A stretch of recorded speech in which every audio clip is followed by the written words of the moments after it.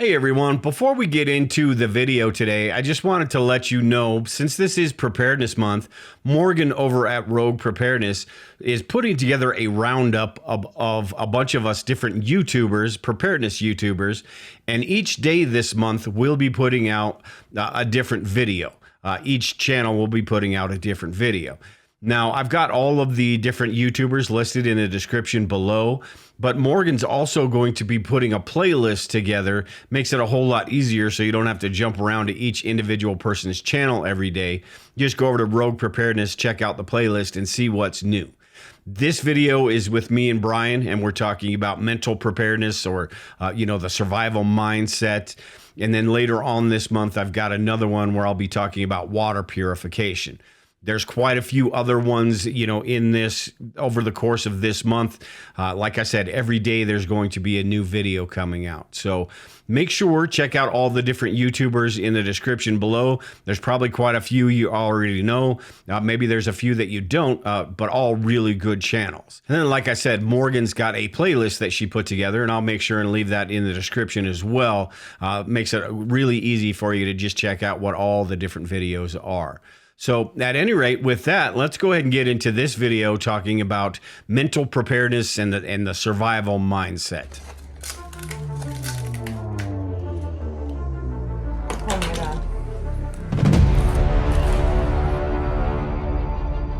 God. I want to talk about the mental aspect of preparedness, the psychology of preparedness, the psychology of survival. And I suppose those two things are different, right? You've got the mindset you need to have for preparedness, and then I suppose that mindset in an SHTF situation, that would be your survival mindset, right? So those are sort of two different things. Does that make sense?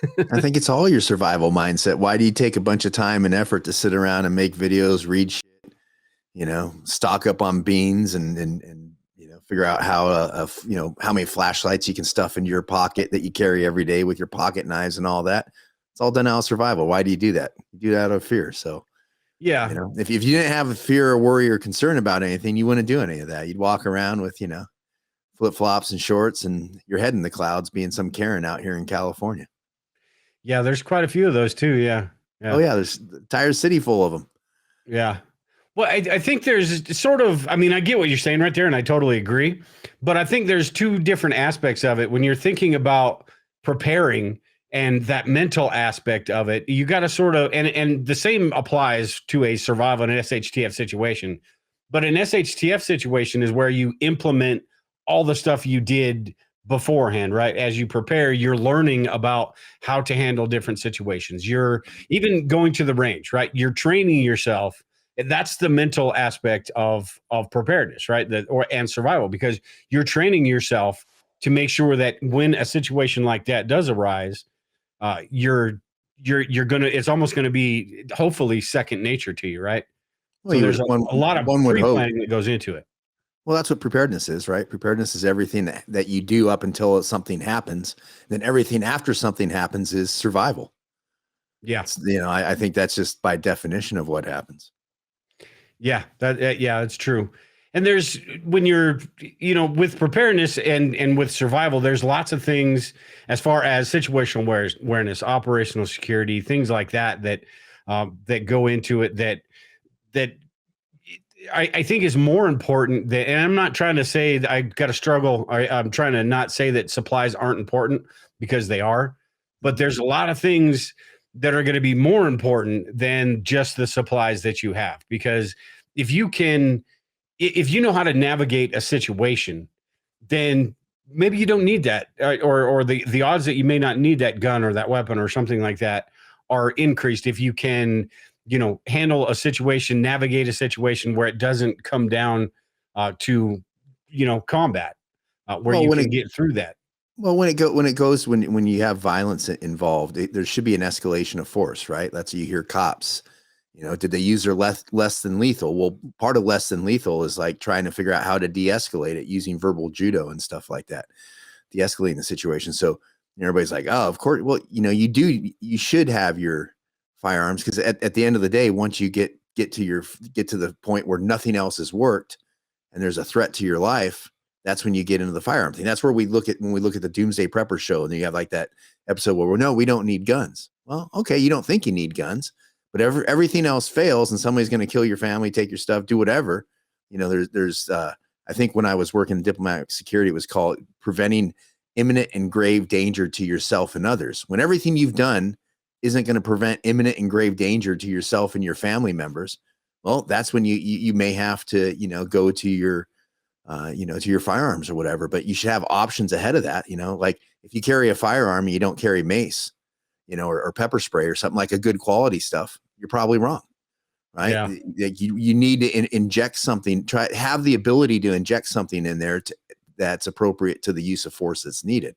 And again, that could be talking a situation down. Avoiding the conflict is always the best course of action. Yeah. Yeah. And sort of, I mentioned this, and I know probably a lot of people that were watching and listening as well.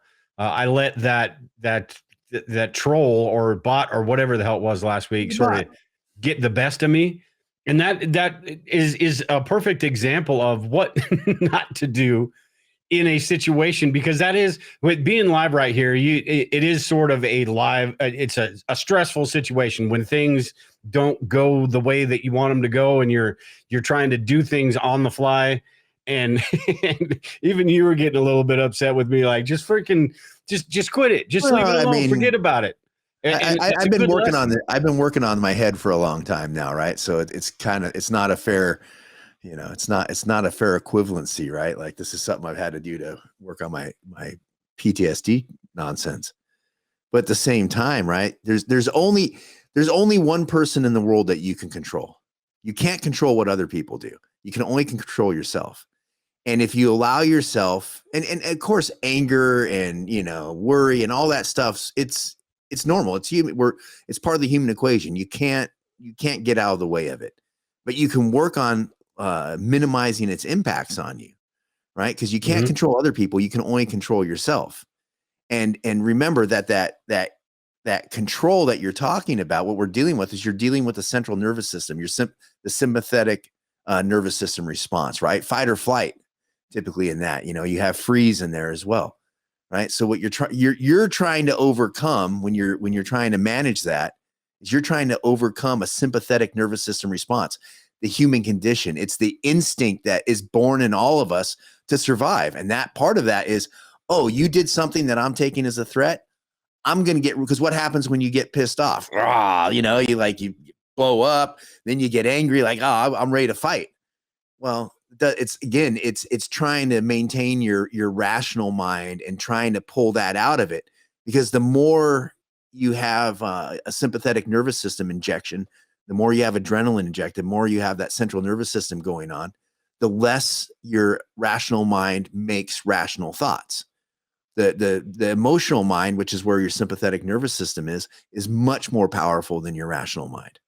It's your rational mind that needs to go in there and try to shut that down. And we don't always do it in the minute, but like that bot is a good opportunity to practice your stuff.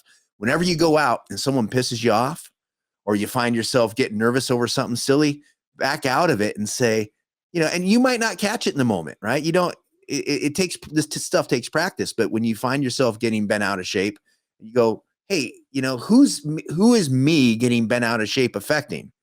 Like, you're literally giving that person like another win, right? The bot got a win because you were bent out of shape at it so much that it was like pissing you off. Like, what happens when you get pissed off? You got cortisol releasing, you have all this shit going on in you. Well, when you catch it, go, hey, this is all a reaction to what's happening. I can control this. They're still going to do their stuff, but I can make a better situation out of it if I'm in control. And when you take it to the survival stuff that we're talking about, if you get sucked into being pissed off about something, not just you, Dale, but the royal we is, you know, preppers. If a bad situation's happening and you get sucked into it and you start making a sympathetic nervous system response, like that's really engaging your thought process. You're like, oh, screw it, let's go get those guys. And you run out there without thinking and doing stuff, and you end up becoming part of the problem. Right? You end up getting into something that, had you had the time to think about it, you probably wouldn't have done that. Well, now you just created a bad, maybe not, you didn't create, but a bad situation became worse because that sympathetic nervous system overloaded yourself and got you to go do something that you wouldn't have otherwise done. Yeah. So the practice comes in when you find yourself driving down the road and you get really pissed off at somebody, how they're driving. That was one of my big things. I used to fucking lose my shit on tear apart my truck, like go ballistic. When I was living in DC, I had a 12 minute commute. I would have a meltdown like 3 times driving home. Right. And so starting with like, oh, why did I just melt down? Did that guy really try to kill me? Or was he just, or she just not in, like, they weren't paying attention? Or maybe that person, like, they're driving their car and their spouse just got done chewing their ass. The kids came home with F's. The boss told them that they're getting their office taken away and getting and they're getting a pay cut. Like, they just might not even be in it and they're having a bad day. And they didn't even realize they cut you off. But we take it as, maybe not we. I know I used to take it super personal, like it was an attack. So that when they do that, now what I try to do is like, so I still like start screaming in my head and a little bit. And I go, why am I going to wait, what's going on here? This guy just cut me off. He's not, most likely not meaning anything by it. So why don't I use that as an opportunity to practice calming down the moment? And instead what I do is I make up a story. That story I just told you about the wife being mad at him, the kids getting the F's and the boss laying into him. I say all that kind of stuff. And I go, he's just a knucklehead. Let me not ruin my day because that guy got me upset. Like, again, I can only control me. So why do I want to walk around being all pissed off? You're in a much better mindset for preparedness when you're not angry, when you're not doing all that. And you're saying like, hey, yeah, I probably should stock up on this. One of the things we do, you mentioned supplies, right? What do we do when it comes to supplies? Why do people focus on buying supplies? And like, that's their preparedness idea. Let me get a bunch of stuff. Because it gives you that feeling of I'm doing something. I'm getting there. And what is that feeling? That feeling that I'm doing something releases a dopamine hit. You get a dopamine hit, which is like it's like getting high. You get a little like, oh, that felt good. Let me do it again.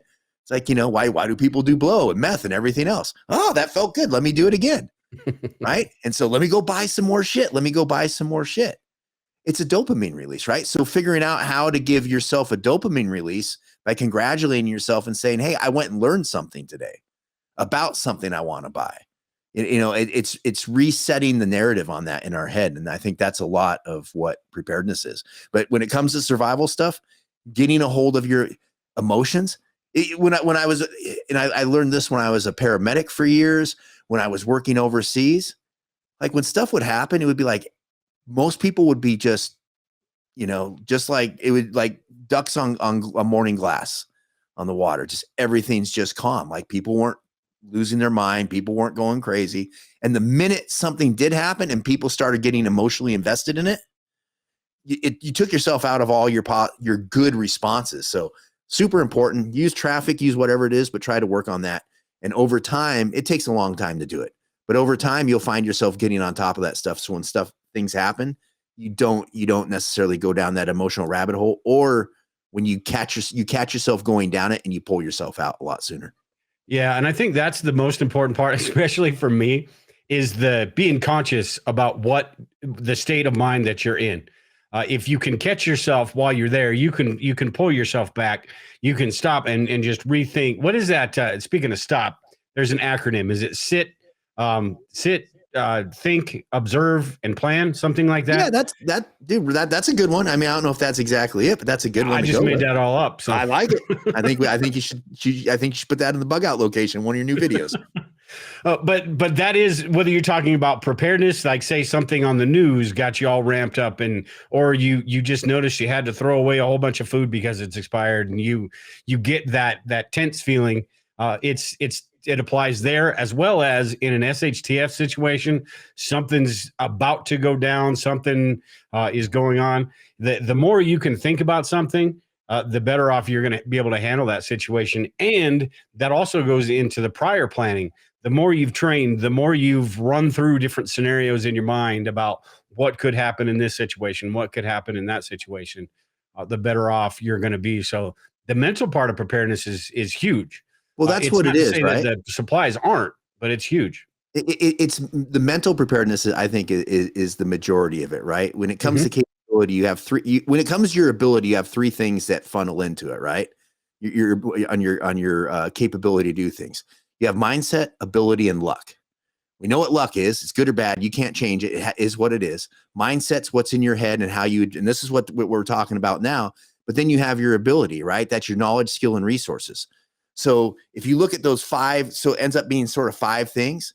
Resources is just one little small part of it. That's the quality of stuff you have, the volume of stuff you have, but it's your knowledge and skill on how to use it that makes yourself, more able to do that. But I think if you, when you look at the mindset stuff, when you look at controlling yourself, like with you with the bot, your trained response, because it's not the first time it's happened, your trained response for years, it's super highways in our mind. Someone does that, right? That's the trigger, and people get funny about, oh, it's a trigger. It's literally the trigger. It's the thing that, bang, the gun goes off in your head, and your super highway is, this guy's being an asshole to me. I'm going to go straight to being pissed off. It's routed in your brain. And we've been doing it, like people talk about muscle memory. It's not muscle memory, it's mental memory, right? It's trying to, your brain is again going from that trigger to this reaction of me being pissed off and having the sympathetic nervous system response. Where the training comes in. And the cool part about this when it comes to preparedness, all that shit you buy on Amazon, that costs money. This stuff is free. This stuff doesn't cost, it just takes up your time while you're driving around, you're thinking about it.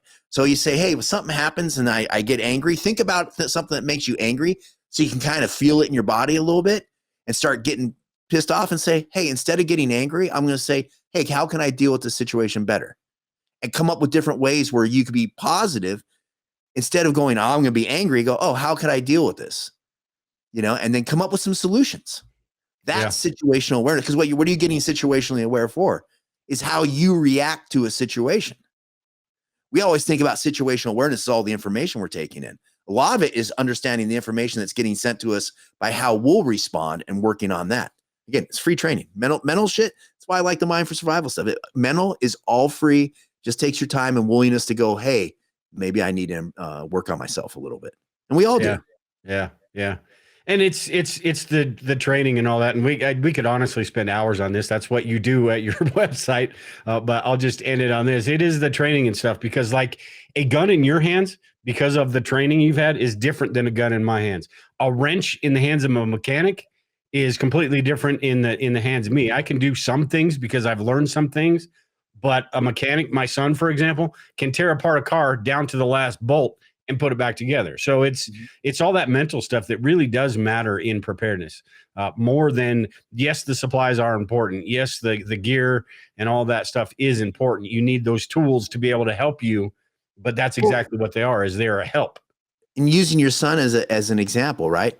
If he's really pissed off one day and he goes to try to diagnose a car, right, that has some sort of problem, he's more likely to make a misdiagnosis. Yeah. Because your brain's going down the sympathetic nervous system response, right? It wants to do this other stuff, this fight, flight, freeze, this kind of stuff. And so it makes you less proficient. It makes you less effective. And emotion's great. There's a thing, it's called your true self. It's a balance between your rational mind and your emotional mind. We need emotion. It's part of what we have. It's unavoidable. It's part of the human condition, but it's balancing it out and trying not let it overwhelm us. Yeah. Super important. And it really is, like you were talking about, something when we think about preparedness, we think about what I need to buy here, what I need to buy there, what I need to buy there. And it's not always about that. A lot of the times, if you don't have the money, or, just because you got this brand new cool survival knife, fixed blade knife, whatever, that cost $150, doesn't increase your chances all that much compared to if you learn all the different ways to use that knife while you still have the cheap knife and things like that. So yeah, the education part of it is huge in preparedness. You can go off and buy it. You can go out and buy all the, like, at some point you have all the supplies you theoretically need, right? Let's say you want, you're like, hey, I'm prep. I have a year's worth of food and whatever. Right. And you're like, I think I can, like, a year's, like, as much as I'll ever need, whatever that thing is. So you have all the supplies you need for a year or 10 years. Let's go with 10 years, whatever that is. Well, all right, you got everything. Well, now what are you going to do? Stop doing anything, or you just keep buying more shit? At some point, it goes back to, how do you mentally prepare to deal with stuff? How do you mentally prepare to use it? Do you know when to use it? Do you know the circumstances to use it? Do you know the limitations of its use? Like, people will go on to Amazon and they'll just go buy some random pepper spray. Well, did you buy good pepper spray? Do you know how to use pepper spray, right? You just spray it at them. Most people just think, I'm just going to spray it, because they don't take the time to look at it. No, you cross the T, right? You make a cross over their face, so that way you get a better, you get a better chance at hitting them in the eyes. Do you know whether you're going to buy pepper spray or pepper gel? Pepper gel takes a while to work more effectively, to work effectively. It's not going to hit them as well as pepper spray does. So it's all these mental parts that go into it that you should probably go into it before you buy the stuff. Because typically what's going to happen is people are going to go to Amazon and buy this one has like 4 reviews, it's low cost and it has like a cool sounding name. It's like tasers and stun guns. You know this. They put 8 billion volts. It's not about the volts. It's about I can't even pronounce the word. It's about the micro humans. I got an article on it over on Mind for Survival. And it's about the amount of pain that those tasers hit you with. Right. Well, some of the tasers that have 8 billion volts don't cause as much pain as the other ones. But you wouldn't know that when you go there. You go see a taser from whatever taser company. Oh, 8 billion volts. That has the most volts. Let me buy this. You're not doing yourself any favors. So you got to do your research. What is that mindset? The more you research, the more you learn how to use it. The more you think through situations with it. So. Yep, absolutely.